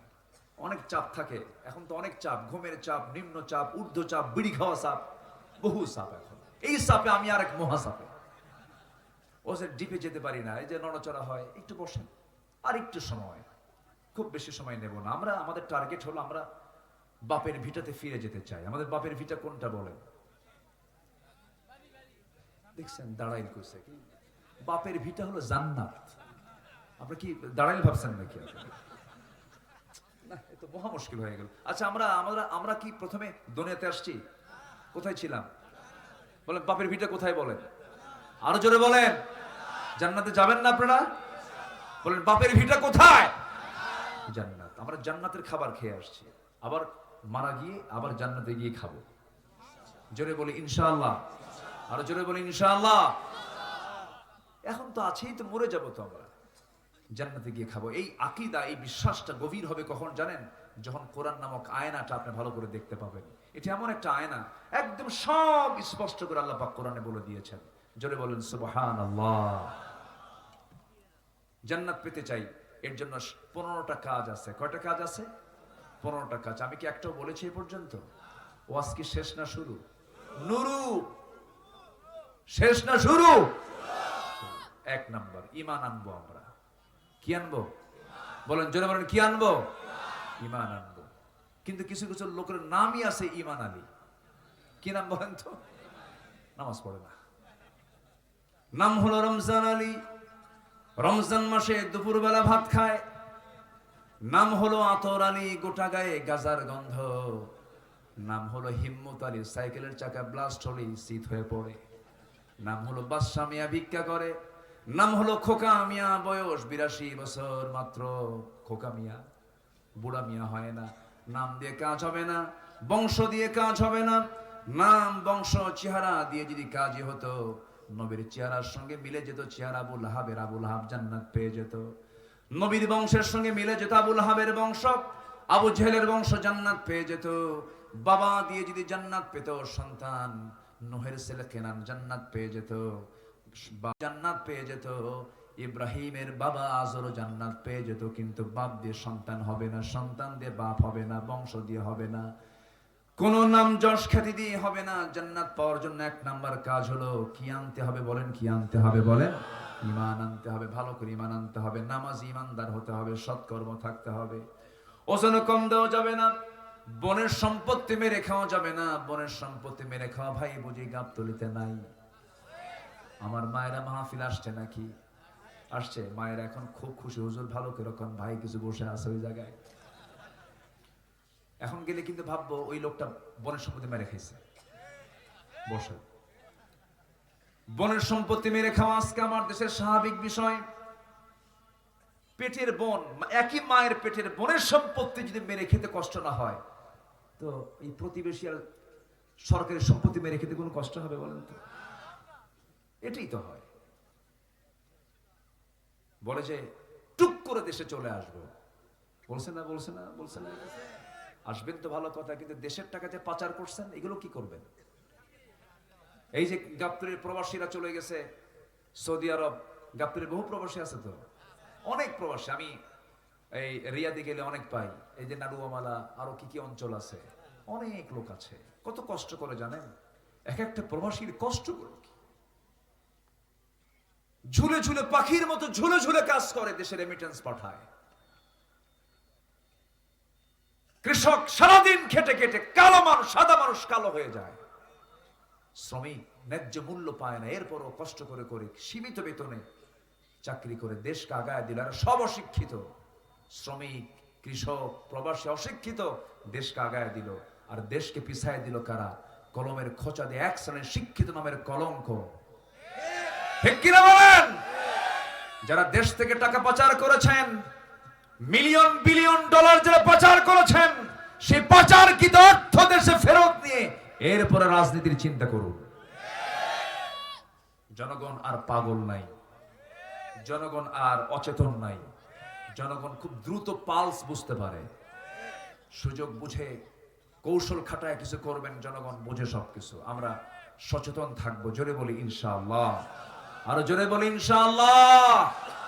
আমরা চাই রাজনীতি আদর্শ নির্ভর না সন্ত্রাস নির্ভর? বলেন, কি নির্ভর? কি নির্ভর? চরিত্রহীন নির্ভর না চরিত্র নির্ভর? সৎ চরিত্র নির্ভর আমরা আদর্শ রাজনীতি আমরা বাংলাদেশে দেখতে চাই। জোরে বলি ইনশাআল্লাহ। আল্লাহ কবুল করুন, আল্লাহ কবুল করুন, আল্লাহ কবুল করুন। ঈমান আনতে রাজি আছি তো? কি ঈমান? আমল ছাড়া ঈমান না আমল সহ ঈমান? আমাদের কিন্তু পার্শ্ববর্তী দেশ ভারতে আছে। ভারত আছে, ভারতের একটা মানে চলচ্চিত্র অঙ্গন আছে, তার নাম হচ্ছে বলিউড। নাম শুনেছেন তো? নাম তো শোনার কথা, যুবকরা তো আরো ভালো করে জানার কথা। বলিউডের যারা মেইন যারা অভিনেতা, সবগুলো খান। এই খানগুলো মুসলমান, কিন্তু কামগুলো অন্য ধর্মের চাইতো জঘন্য। ঠিক কিনা বলেন? দিন নাই, শরিয়ত নাই, এগুলো প্র্যাকটিস নাই। প্র্যাকটিস ছাড়া সে কখনো মুসলমান হতে পারে না। ব্রাহ্মণের ছেলে ব্রাহ্মণ হয়, খ্রিস্টানের ছেলে খ্রিস্টান হয়, বৌদ্ধের ছেলে বৌদ্ধ হয়। মুসলমানের সন্তান মুসলমান হতে পারে না যদি ইসলাম না থাকে। ইসলাম থাকতে হবে আমার আপনার ভিতরে। আল্লাহ কবুল করুন, জোরে বলি আল্লাহুম্মা আমিন। সম্মানিত ভাইরা, ঈমান আনবো, নেক আমল করব, ঈমানটা বেচবো না। আমার দেশে আবার ঈমান বেচা খুব সস্তা, জানেন? বিড়ির একটা প্যাকেট পাইলে ঈমান বেচে দেয়। যা, আছে কি না? এই দেশে খাবার বেশি চলে না বিড়ি বেশি চলে? বলেন বলেন, কোনটা বেশি চলে? নাস্তা মিস হলেও বিড়ি খাওয়া মিস নাই। বিড়ি খাওয়া কি দেখছেন? মুফতি সাহেব ফতুয়া দিল, বিড়ি খাওয়া কি বলে? হারাম। ভালো করে কর, হারাম। আগুন ছাড়া খাওয়া হালাল। দেখেন আরেকজন ফতুয়া দিচ্ছে। গাবতলী তো, গাবতলীর মানুষ কিন্তু ঠোঁট কাটা মানুষ। আমরা সব অঞ্চলে যাই, আপনারা অত্যন্ত আন্তরিক, খোলামেলা, ভিতর বাহির সব সমান, আলহামদুলিল্লাহ বলেন। ভালো। বিড়ি খাওয়া কি আমি এটা বলবো না, তবে আপনি এটা বুঝে নেন তো, বিড়ি খেলে কি স্বাস্থ্য ভালো হয়? লাঞ্চ ভালো হয়? ওয়ালা তুলকু বিআইদিকুম ইলা তাহলুকা, নিজকে ধ্বংসের দিকে ঠেলে দিও না। কিন্তু এরপরও বিড়ি খায়। বলেন তো, যে বিড়ি খেলে ক্যান্সার হয়, সে বিড়ি খাওয়ার জন্য অবশ্যই জবাব দিতে হবে কার আদালতে? কার আদালতে? লাঞ্চ দিয়েছেন কে? বিড়ি খেয়ে নষ্ট করলো কে? আল্লাহ। দেখেন, আল্লাহ নষ্ট করছে। বিড়ি খাবে না আপনি, আল্লাহ নষ্ট করবে। আমরা কোন নেশার দিকে যাব না, জোরে বলি ইনশাআল্লাহ। যুবকরা আকাম কুকাম করবা না। ডিভাইস, মোবাইল, এরপরে ইলেকট্রনিক্স, অনেক নেশা আছে, এগুলোর দিকে যাবা না। লাভ নাই, পুরোটাই লস। জীবন তো একটা, জীবন কয়টা বলো তো? একটা। বিবাহ পূর্ব কোনো অবৈধ সম্পর্ক করবা না, লাভ নাই তো। এগুলো মজা পাওয়া যায়, মজা আছে, মজা নাই যে তা না। সে মজাটা হলো দাউদের মতো। দাউদ যখন চুলকায়, এত মজা, খালি চুলকায়, চুলকাতে চুলকাতে একসময় থামে। থামার পর যখন পানি লাগে তখন কি হয়? বলেন কি হয়? জ্বলে। এটা হলো বিবাহ পূর্ব নোংরামি করার কুফল। কোনো খারাপ কিছু দেখবা না, সুন্দর করে জীবনটা সাজায় নিবা। তুমি কি জানো, তোমার যৌবন তুমি যদি আল্লাহর পথে টিকে রাখো, আল্লাহ পাক বলেছেন আমি আমার আরশ আজিমের ছায়া ওই যুবককে জায়গা করে দেব। বিয়ের প্রয়োজন হবে তোমার, আব্বাকে খুলে বলবা, মাকে খুলে বলবা, আব্বা যৌবন হয়েছে, বয়স হয়ে গেছে, বিয়েটা করাও, আমি বিয়েটা করব। গার্জিয়ান যারা আছেন আমার এই কথাগুলো শুনবেন মনোযোগ দিয়ে। এই কথাগুলোকে বুঝতে হয়, বাচ্চাদের পালস বুঝতে হয়। বাচ্চার ক্যারিয়ার গঠন করতে করতে 50 হয়ে যায়, 40 হয়ে যায়, বিয়ে হয় না। অথচ বিশ্বের সেরা মানুষ মুহাম্মদ সাল্লাল্লাহু, বাবাও নাই মাও নাই, তাও তিনি বিয়ে করেছেন 25 বছর বয়সে। কত বছরে? কত বছরে? 25-এ। এটা স্ট্যান্ডার্ড এজ। এগুলোকে মাথায় নিবা। রিজিকের দায়িত্ব কার? আসতে বলবেন, রিজিকের দায়িত্ব কার? আল্লাহ রিজিক দিয়ে দিবেন। ফয়সালা কার হাতে বলেন তো? আল্লাহর হাতে। আমার নবীজির কাছে এক যুবক এসে বলে, হুজুর আমার যৌবন হয়েছে, বিয়েটা কেউ করায় না, হুজুর বিয়েটা করানো যাবে কি? রাসূল বলেন, কেন বিয়ে করবা না? অবশ্যই বিয়ে করতে পারবে তুমি। হুজুর আমি তো কালো, আমার সঙ্গে কেউ রাজি হয় না, আমি ঘন কালো মানুষ। রাসূল বলছেন, কে বলেছে তোমার কালো সমস্যা? তোমার বিয়ে হবে মদিনার সবচেয়ে সুন্দরী নারীর সাথে, যাও। যেরকম সুবহানাল্লাহ। কিছু কিছু মহিলার সুন্দরী আছে, বউটা, স্বামীটা যদি একটু কালো হয় খুব দামাক দেখায়, মানে গাবতলীতে মনে হয় দেখায় না। আরে কি কয় দেখছেন? দেখেন, দেখে দামাক দেখায়, দেখানো যাবে না। সুন্দর করেছেন কে? কালো করেছেন কে? ধলা করেছেন কে? ফয়সালা কার? আল্লাহ। মাঝে মাঝে বলে, তোমার একটা চেহারা হলো, স্বামীকে কয় তোমার সাথে যে আমার বিয়ে হয়েছে তোমার 14 গোষ্ঠীর কপাল। দেন খোঁটাটা মারলো কোন দিক দিয়ে? শান্তি হবে? শান্তি হওয়ার কিছু পুরুষও আছে, বউটা যদি একটু কালো হয়, বাপ হয়তো পছন্দ করে আসছে, হয়তো মা পছন্দ করে আসছে, বংশ ভালো, সবকিছু ভালো, যা রূপ গুণের সব তো 40-এর মধ্যেই হয়। 40-এর পরে কি আর এগুলো থাকে বলেন তো? থাকে না। তখন থাকে মানুষের মন, মানুষের হৃদয়। তো হয়তো কালো একটা বউ জুটে গেছে, 3 দিন পর কান্দে। এই তুই নতুন বউ ঘরে তুই কান্দিস কেন? সুমনের বউ দেখতে কত সুন্দর, দেখছেন নজর গেছে সুমনের বউর দিকে। নিজের বউ কি সুন্দর হবে কখনো? এই জন্য আমাদের চোখকে আমরা কুত্তার চোখ বানাবো না। ঠিক আছে, ঠিক আছে, ঠিক আছে, আমরা ইমানদারের চোখ বানাবো। জোরে বলি ইনশাআল্লাহ। যুবকরা চোখকে কন্ট্রোল করো, কানকে কন্ট্রোল করো। কান দিয়েছেন কে? চোখ দিয়েছেন কে? কার দেওয়া? কার দেওয়া? কার দেওয়া? চোখটা আল্লাহ পাক পানির মধ্যে ভাসমান করে দিয়েছেন। জোরে কান সুবহানাল্লাহ। চোখটা কি ভাটায় রেখেছেন না জোয়ারে রেখেছেন? কিসের জোয়ার? কি পানি? লোনা পানির জোয়ার না মিঠা পানির জোয়ার? লোনা পানি। বলেন কি পানি বলেন তো? লবণ পানির জোয়ার দিয়েছেন, এটা মলম দিয়েছেন। জোরে কোন সুবহানাল্লাহ। চোখ যেন নষ্ট না হয়, এই চোখ দিয়ে ভালো কিছু দেখবা। কান দিয়েছেন, কানের মধ্যে আবার গিরিজ দিয়ে দিয়েছেন। কানের যে ময়লা, এটাকে আমরা ময়লা বলি। এই কানের ময়লাকে এলাকার মানুষ কি বলে? খোল। গরু খায় এই খোল, সেই খোল না। এই খোল কাজের খোল। এটা স্বাদে হলো তিক্ত, তিতা লাগে। এটাকে আল্লাহ পাক কানের মধ্যে দিয়েছেন কেন? বান্দা তুমি ঘুমিয়ে পড়বা, যদি এই ময়লাটাকে মিষ্টি করে দিতাম, সমস্ত পিঁপড়া গুলো তোমার কানে গিয়ে জমা হতো, কান সাফ করতে রাত চলে যেত। আমি আল্লাহ কানের ময়লাকে লবণ করে দিই নাই, মিষ্টি করে দেই নাই, দিয়েছে তিক্ত করে। যদি কোনো পোকামাকড় ভুল রাস্তায় যদি হঠাৎ করে ঢুকিয়ে যায়, তিতা দেখে সে ব্যাক করে ফিরে আসবে। আল্লাহ তোমার কানটা কেমন করে সেভ করে দিয়েছেন। চোখটাকে মলম দিয়ে ঢাকায় রেখেছেন, কোনোদিন জীবাণু ঢুকবে না, নষ্ট হবে না। আবার জিহ্বার যে চতুর্দিকে পানি দিয়েছেন, সেই পানির মধ্যে কোনো স্বাদ দেন নাই, স্বাদহীন লালা দিয়েছেন। এই লালা যখন মানুষ ঘুমিয়ে পড়ে তখন আর লালা থাকে না। লালা থাকে না? যখন ঘুমিয়ে পড়ে তখন কি মুখের লালা থাকে না? থাকে কিনা? বালিশ ভিজে শেষ, বালিশ ভিজে শেষ হয়ে যায়।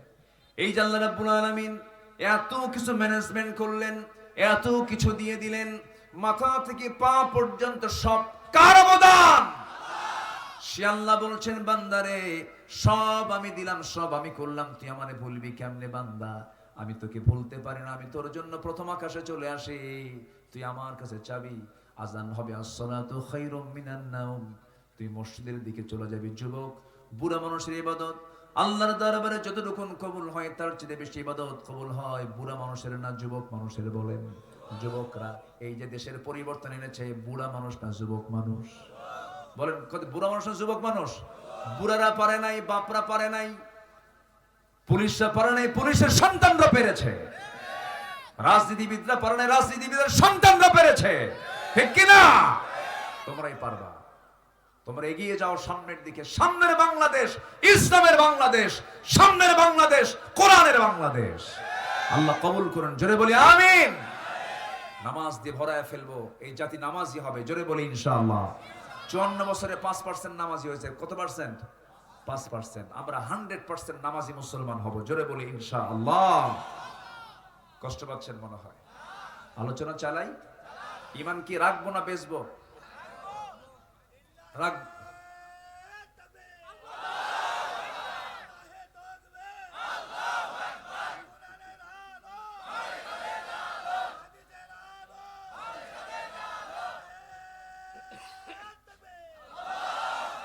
আল্লাহু আকবার। ওমরের ভূমিকা বলি আলহামদুলিল্লাহ।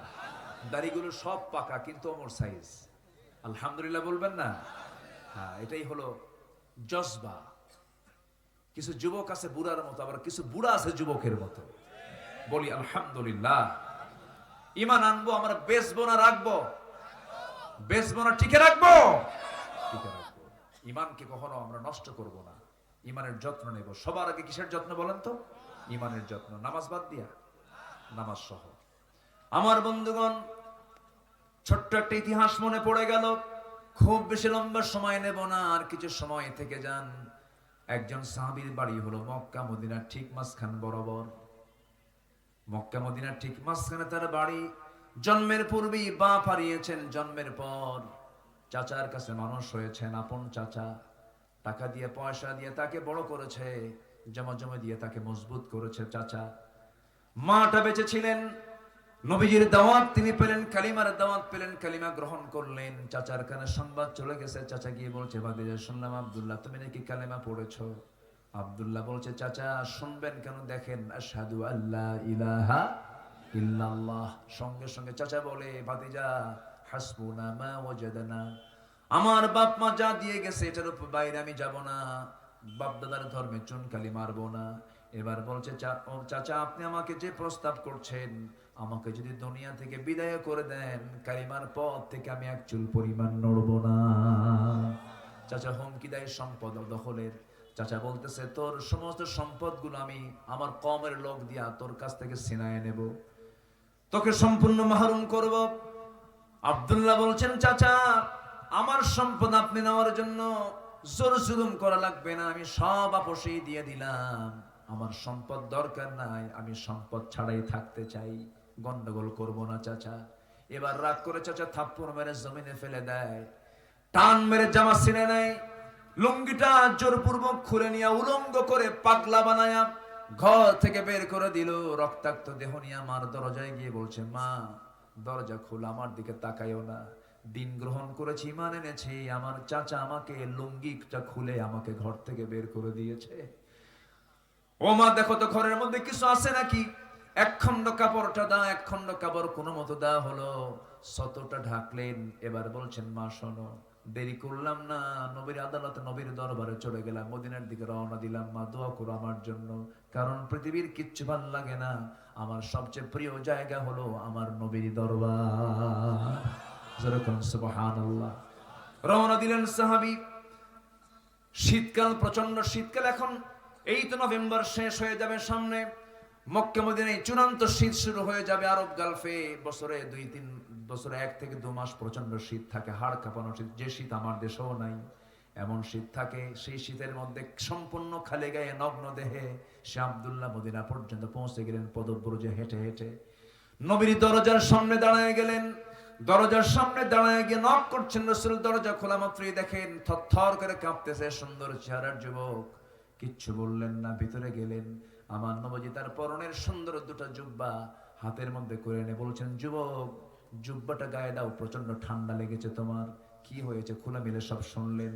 রাসূল বলছেন, আব্দুল্লাহ চিন্তা করো কেন, তোমার চাচা তোমাকে বস্ত্রহীন নগ্ন করেছে, আর বিশ্বনবী তার গায়ের জুব্বা তোমার গায়ে দিয়া ঢেকে দিয়েছে।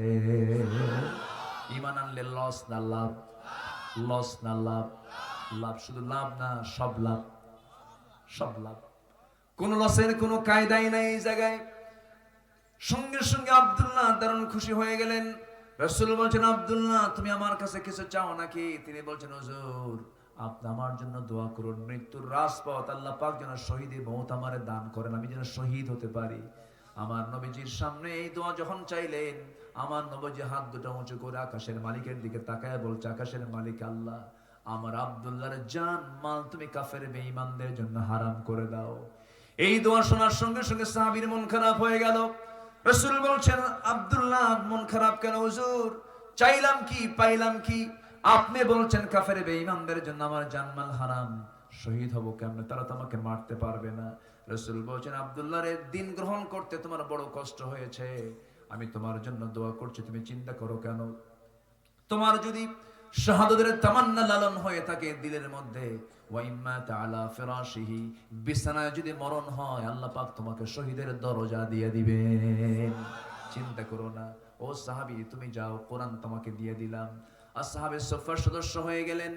নবীর কবরের সাথী সেই ঘরের সেই আসহাবে সুফফার জায়গা, ওয়াহিদুল ভাই নবীর কবরের পাশে সেই ছোট্ট জায়গা, সেই ছোট্ট জায়গায় না খাওয়া সাহাবীগুলো থাকতেন, দিনের পর দিন উপোস থাকতেন। ওই সাহাবীগুলোকে রাসূল সেবা দিতেন, নার্স দিতেন, রাসূল নিজে সেবা করতেন। আমার নবীজি সারা জীবন সেবক ছিলেন, সহজে তিনি সেবা নেন নাই, সেবা দিয়েছেন। জোরে বলুন সুবহানাল্লাহ। আমার নবীজি নিজের কাজ নিজে পছন্দ করতেন। আম্মা জান আয়েশা বলেন, রাসূল আমাকে আগে সালাম দিতেন। অনেক সাহাবী বলতেন, রাসূলকে আগে সালাম দিতে চাইতাম, সালাম দিতে পারতাম না, রাসূল আগে সালাম দিয়ে দিতেন। একদিন এক সাহাবী তার মধ্যে জিদ চাপলো, মোটা বৃক্ষের আড়ালে দাঁড়ায় গেলেন। রাসূল কাছাকাছি চলে আসলেন, মোটা বৃক্ষের আড়াল থেকে বের হয়ে রাসূলকে লক্ষ্য করে সালাম দিয়ে বলছেন, আসসালাতু ওয়াসসালামু আলাইকা ইয়া রাসূলুল্লাহ। আমার নবীজি সালামের জবাব দিয়ে মুস্কি হাসি মেরে বলছে, সাহাবী এমন টেকনিক করে আগে সালাম দিলে কিন্তু সওয়াব পাবা না। যখন সুবহানাল্লাহ। আমার নবীজি ছিলেন আদর্শের পিরামিড, সুন্দর আদর্শের পিরামিড। আল্লাহু আকবার বলেন। রাসূল কাউকে কোনোদিন কষ্ট দিয়ে কথা বলেন নাই, খোঁচা দিয়ে কথা বলেন নাই, আর চোখে তাকান নাই, মিথ্যা কথা বলেন নাই। জীবনে এই পৃথিবীতে একজন মানুষের একটা হিকমত, একটা কৌতুকপূর্ণ কৌতুকের সাথে মিলানো, অথবা কোনদিন আমার নবীজি অভিনয় করে অথবা ব্যঙ্গাত্মক করে কোনো কথা বলেছেন, আমার নবীজি কোনোদিন কৌতুক করে মিথ্যা কথা বলেছেন এমন রেকর্ড যার নাই, তিনি হচ্ছেন আমার নবী মুহাম্মদ সাল্লাল্লাহু আলাইহি ওয়াসাল্লাম। অথচ দেশ চালাইছেন, রাষ্ট্র চালাইছেন, রাজনীতি করেছেন, যুদ্ধ করেছেন, সবকিছু করেছেন, একটা জীবনে মিথ্যা দিয়ে রাসূল কোনো কাজ করেন নাই। জোরে বলুন সুবহানাল্লাহ। আমার নবীজি বললেন, আব্দুল্লাহ তুমি ওই জায়গায় থাকো। কোরআন হাতে দিয়েছেন, চিৎকার মেরে মেরে কোরআন পড়েন। সাহাবীরা এসে বলছেন, হুজুর নতুন সাহাবীর আমদানি হয়েছে কে? আব্দুল্লাহ জোরে জোরে কোরআন পড়ে আমাদের ডিস্টার্ব হয়। রাসূল বলছেন, সাহাবীরা এমন সাহাবীর বিরুদ্ধে রিপোর্ট এনেছো, আব্দুল্লাহর ব্যাপারে তোমরা কেউ বাধা দিও না, কারণ আব্দুল্লাহ ঈমান রক্ষা করতে গিয়ে দুনিয়া নামক জিনিস বিক্রি করে দিয়েছে। যেরকম সুবহানাল্লাহ। রাসূল তাকে খুব কাছে টানতেন। যুদ্ধের ডাক আসলো একদিন, রাসূল বলছে, আব্দুল্লাহ চলো একসঙ্গে যুদ্ধে যাই। যুদ্ধে গেলেন, ফেরত আসলেন। ফেরত আসার সময় নবীর কানে সংবাদ আসলো, হুজুর আপনার প্রিয় সেই সাহাবী আব্দুল্লাহ যে নাকি দুনিয়া বিক্রি করে ঈমানটা কিনে রেখেছে, সে দুনিয়া থেকে বিদায় হওয়ার মতো অবস্থা, মুমূর্ষু অবস্থা, কাতরাচ্ছে। রাসূল বলছেন, ও আমার সাহাবীরা প্রাণপণ চেষ্টা করো, আমার আব্দুল্লাহকে একটু সেবা করো। 3 দিন পরে সংবাদ আসলো, হুজুর আব্দুল্লাহ বেঁচে না, আব্দুল্লাহ মারা গেছে।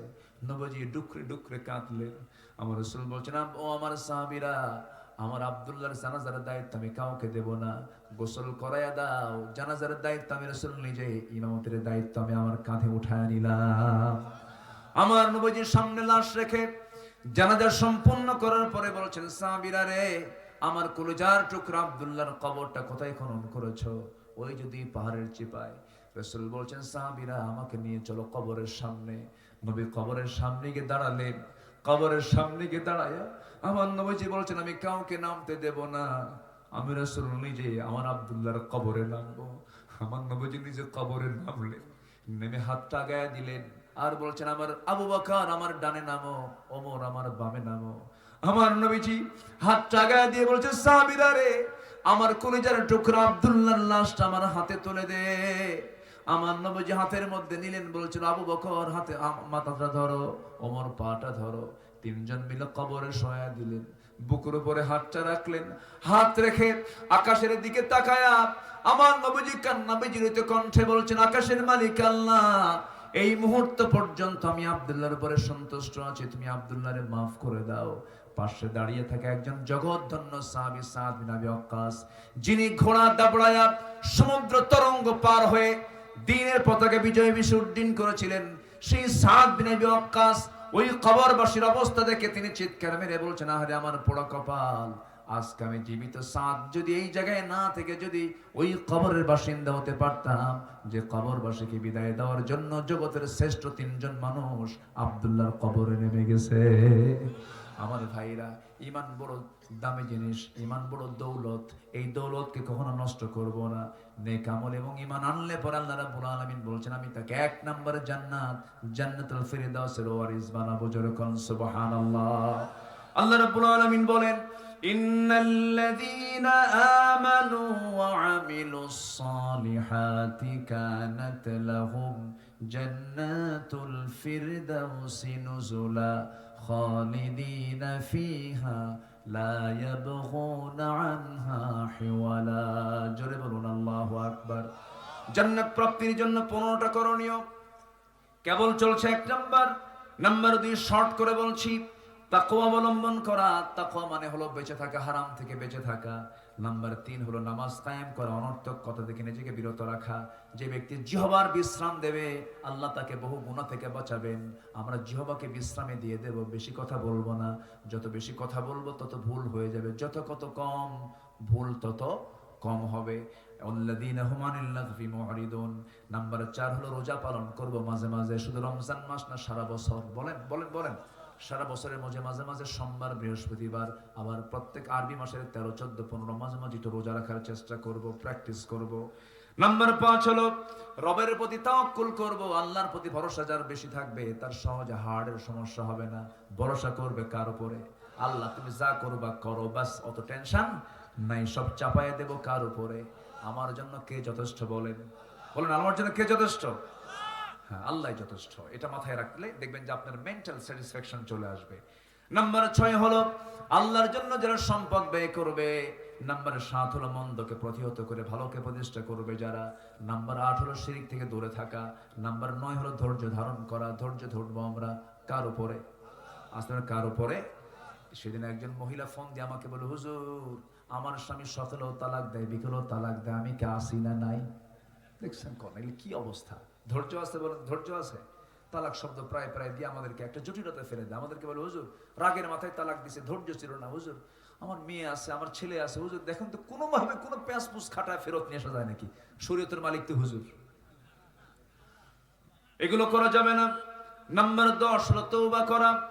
নাম্বার 11 হলো আল্লাহর পথে জিহাদ করা। নাম্বার 12 হলো পাপের উপর অবিচল না থাকা, মহান আল্লাহর কাছে ক্ষমা চাওয়া।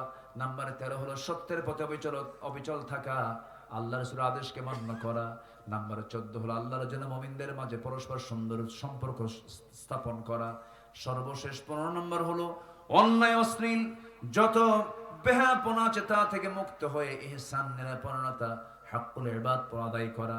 এই 15টি গুণ যার মধ্যে থেকে যাবে, আল্লাহর 8টা জান্নাত তার জন্য অপেক্ষা করবে। জোরে বলে সুবহানাল্লাহ। দোয়া করি, আলোচনা চালাবো, এখন চালাবো আলোচনা, চলো হুজুর বলুক। ফজর পড়বেন না? ওয়াজ শুনলেন না আপনারা? এই চাচা, এই চাচা, চাচা থাকাচ্ছে না, বসেন। অনেক সুন্দর মানুষ আপনারা, বলি আলহামদুলিল্লাহ। আমরা আর লম্বায় যাব না। শোনেন, ওয়াজ তো শেষ হয় না, কিন্তু ওয়াজ বেশি দরকার না আমল বেশি দরকার? বলেন আমল। আমরা যা শুনেছি আমরা আমল করব। রাজি আছেন তো? নিজের বউ কি কাউকে দেখাবো? আমার দেশে কিছু মানুষ আছে কিন্তু নিজের বউ অন্যকে দেখাতে খুব খুব খুশি হয়, জানো এই যে আমার বউ এটা আছে, এরকম আছে না? আবার শুধু এরকম করে দেখায় না, হুন্ডাই তোলে, তাও R15 এর প্যাসেঞ্জার সিট হলো 3 তলা আর ড্রাইভিং সিট হলো আন্ডারগ্রাউন্ড। আমি কি ভুল বলতেছি? বউটাকে একদম সুন্দর উপরে চড়ায় দিয়া, লাল লিপস্টিক লাগায়, লাল শাড়ি পরায়, চুলটা ছেড়ে দিয়া, চুলের কালার লাল নীল হলুদ ভেড়া মডেল বানায় দিয়া বসায় দিল। ছেলেটার মাথার চুলের সাইজ বাইজ নাই তো? ছেলেদের মাথার চুলের সাইজ বাইজ আছে? মেয়েদের রুচিও নাই, ছেলেদের রুচিও নাই। আজকে রুচি সব শেষ। মেয়ে পছন্দ কোন ছেলেকে করে জানেন? যাদের প্যান্টের হাঁটু ফাটা প্যান্ট ওলা ছেলেকে মেয়েরা পছন্দ করে। মুখের দাড়ি রাখলে বলে ওটা চাচা হয়ে গেছে। রুচি নাই। রুচি আছে কি? রুচি আছে। সব রুচির মৃত্যু ঘটেছে। কেন জানেন? এই কোরআন নামক কিতাবের ব্যবহার না থাকার কারণে। এই জন্য মা, এগুলোকে চেঞ্জ করতে হবে। পুরুষ মানুষ কখনো নিজের স্ত্রীকে, যে পুরুষ, অন্য কোনো পর পুরুষকে দেখাবে না, এটা উচিত না। আপনি নিজের বউকে আপনি ডিসপ্লে করবেন কেন? বউ কি জাতীয় সম্পদ? বউ তো ব্যক্তিগত, আপনার পার্সোনাল। আপনাকে নিজে তাকে যত্ন রাখতে হবে, তাকে সম্মান করতে হবে। সে আপনার সন্তানের মা, তার দিকে লোলুপ দৃষ্টিতে তাকায় থাকবে এমন জাতীয় কোনো পোশাক পরিধান করতে দেওয়া যাবে না। বিয়ের দিন, ঈদের দিন, এই দিনগুলোতে আরো পর্দার পরিবেশ রক্ষা করা দরকার। কম না বেশি? বেশি। হুন্ডাই চললো, বউটাকে 3 তলায় তুলে নিয়ে দেখলো যে হুন্ডার আওয়াজ নাই, আওয়াজটা খুব কম, আওয়াজ বাড়ানো যায় কেমনে? মেকারের কাছে গিয়ে বললো স্যালেঞ্জার পাইপ ফাটা। খুলে নিয়ে এমন জোরাখান টান দিছে, নাড়ুয়ামালার মোড় থেকে গাবতলীর সাবগ্রাম হয়ে ওইদিকে বননী কলোনি দিয়া টান টুন দিয়ে একদম মাটির মোড় দিয়ে বুঝাই দিল বউ একখানা আমারই আছে। যেরকম নাউজুবিল্লাহ। এগুলো বদমাইশ, এরা সমাজে রোগ ছড়ানোর জন্য সমাজে এরা এই সমস্ত অপকর্মগুলো করে বেড়াচ্ছে। অন্যায়ের প্রতিবাদ করার দরকার আমাদের আছে না নাই? এগুলো কাজ করব না। শালি হয়ে দুলাভাইয়ের হুন্ডায় চড়বেন না, কারণ দুলাভাই সিমটি মারবেই। এটা খুব ডেঞ্জারাস জিনিস। দেবর ভাসুর এগুলোর দিকে খেয়াল করতে হবে। বেড়া ক্ষেত খায়। কি ক্ষেত খায় বলেন? বেড়া ক্ষেত খায়। দূরের মানুষের দ্বারা তো ক্ষতির আশঙ্কা খুব কম, সম্ভাবনা খুব কম। এই জন্য দুলাভাই যদি বলে ওঠ হুন্ডায়, সহজে উঠবেন না। যারা শালিকা আছেন, যদি জোর করে উঠায় নিতে নেয়, আপনি তবু উঠবেন না। কিন্তু এমন ধমক মারছে, শালি কি করবে? উঠছে, ভয়ে উঠছে। দুলাভাই কয় উঠছে, একটু দূরেই বসছে যেন মাঝখানে গ্যাপ থাকে, কিন্তু সামনে যে এমন ব্রেক মারছে, এক ব্রেকে গ্যাপ পুরো। যেরকম নাউজুবিল্লাহ। এগুলো করা যাবে না, এগুলো নোংরামি। আল্লাহ তাআলা এই সমস্ত নোংরামি থেকে জাতিকে হেফাজত করুন। জোরে বলি আল্লাহুম্মা আমিন। দাড়িয়াল গ্রামের সমস্ত মানুষকে আল্লাহ পাক নামাজি বানায় দেন। দাড়িয়াল না গ্রামের না? দাঁড়াইল, যাই কইছি তো একটা। আচ্ছা জি, আমরা নামাজি হব। আল্লাহ কবুল করুন। জোরে বলে আমিন। আল্লাহ জোরে বলে আল্লাহুম্মা আমিন। এই নামাজটাকে আমরা একটা রাষ্ট্রীয় পর্যায়ে দেখতে চাই। সবাই কি দেখতে চান না? ইনশাআল্লাহ। নামাজটা রাষ্ট্রীয় পর্যায়ে আসুক। আল্লাহ কোরআন বলছে, কোরআনের একটা আয়াত, আল্লাযীনা ইম্মাক্কান্নাহুম ফিল আরদ, আল্লাহ বলছেন যাদেরকে আমি ক্ষমতা দেব তারা 4টা আইন পাশ করবে, নামাজ, যাকাত, সৎ কাজের আদেশ, অসৎ কাজের বাধা। 4টা কাজ কার পরামর্শ বলেন তো? আল্লাহর পরামর্শ। আল্লাহ পাক এমন দৃশ্য দেখার তৌফিক দান করুন। আমরা এখন দোয়া। হয়নি হুজুর? কি হয়েছে হুজুর?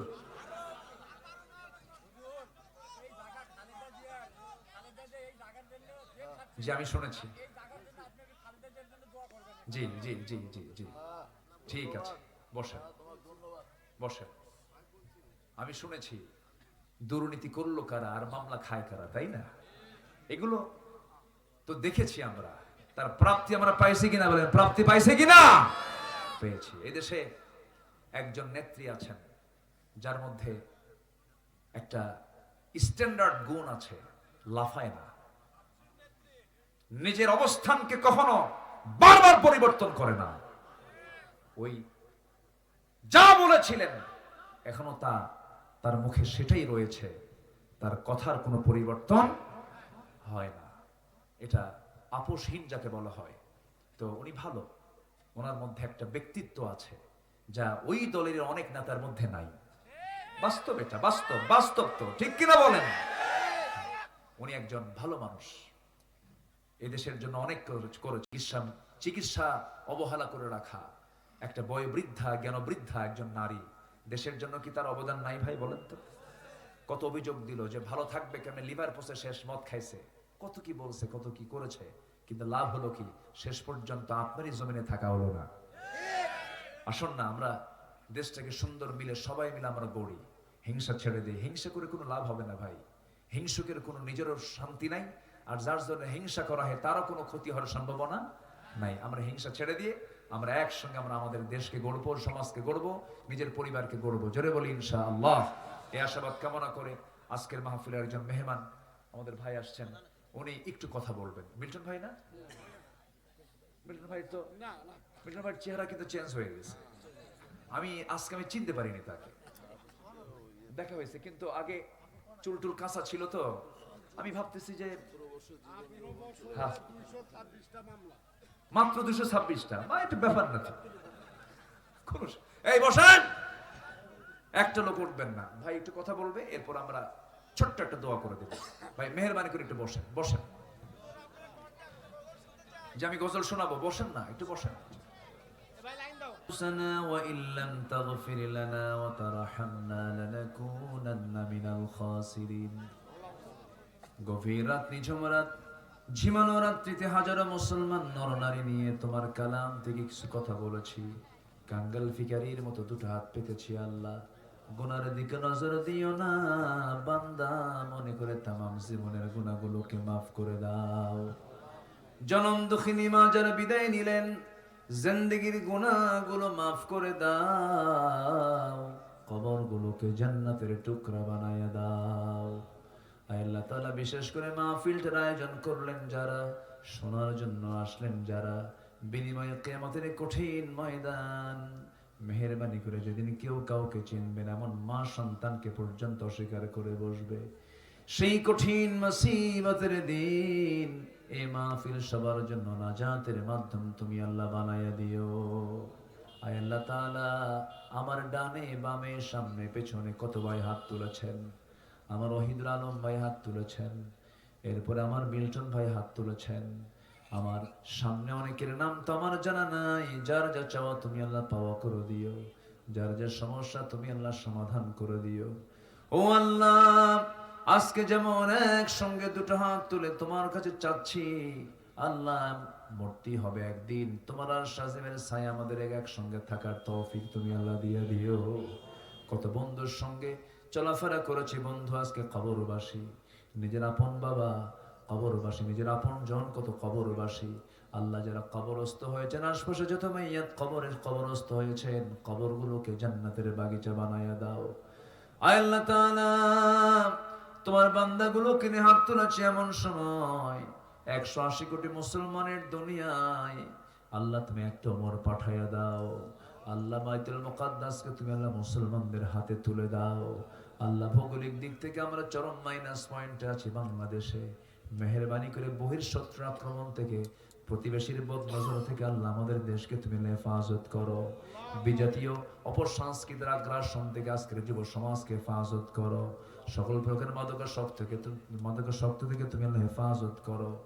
আয় আল্লাহ তাআলা, দুনিয়া থেকে কোন দিন বিদায় নেব জানি না, ডান হাতে আমল নামা না আসা পর্যন্ত মরণ দিও না।